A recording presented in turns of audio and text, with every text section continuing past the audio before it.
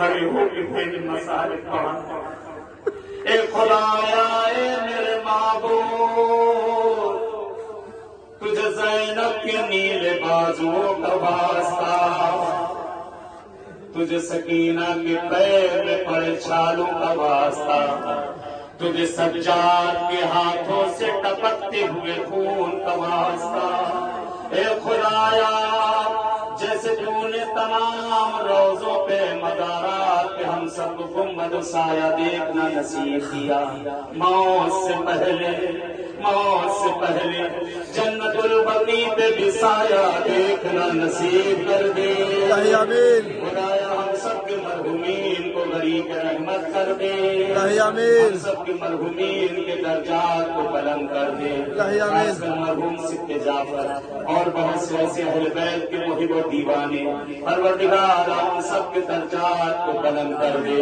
اے میرے معبود تجھ سے ایک التجا، شاید آخری دن آپ کے ساتھ میں زیارت کرنے والوں ایک التجا سے کرے جا رہی ہوں، اگر یاد آ جائے اس کو یاد رکھیے. بہت سے لوگ پرسوں جا رہے ہیں، بہت سے لوگ اس وقت کل شام کو نکل رہے ہیں.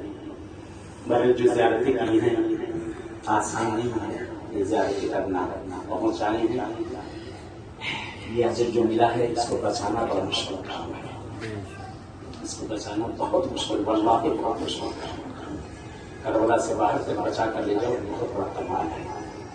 میرا اپنا نظریہ 30 سال 35 سال سے میں کربلا آ رہا ہوں کہ اللہ کا شکر ہے پروردگار کا نہیں یاد مجھے کتنی مرتبہ آیا نہیں پتا، لیکن ہر مرتبہ یہی سوچ کے میں زیارت کرتا ہوں شاید یہ میری زندگی کی آخری زیارت ہے.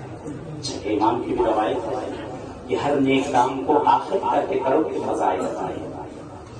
اگلے پل پہ کوئی بھروسہ نہیں. میرا دستور یہ ہے کہ جب بھی میں کسی معصوم کی زیارت کے لیے جاتا ہوں اور جب زیارت کر کے آخری دن میں پلٹتا ہوں تو یہ خاندان بڑا امین خاندان ہے، امانت دار ہے لوگ، بہت بڑے امین ہے یہ سب،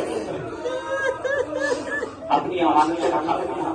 میرا تو دستور مولا اب تک میں نے زیارت کی آخری دن کھڑا ہو جاتا ہوں ہاتھوں کو جوڑ کے، اب تک کی جیسی ٹوٹی جیسے کہ میں نے زیارت کی مولا اپنی اس امانت کو آپ کے پاس رکھا کے جا رہا ہوں.